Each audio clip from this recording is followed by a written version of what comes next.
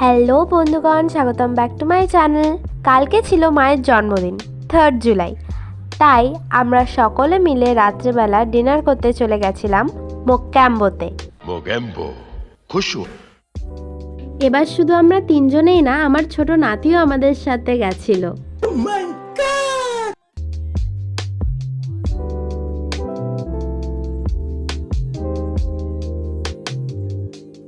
তা আমাদের ফার্স্ট ডিশই ছিল chicken আলাকিভ, and this butter eruption is so satisfying. I mean, just look at it.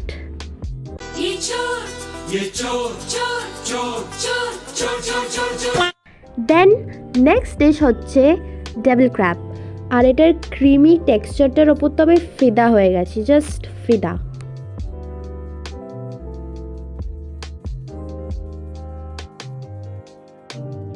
Next item হচ্ছে chicken stake আর mutton stake.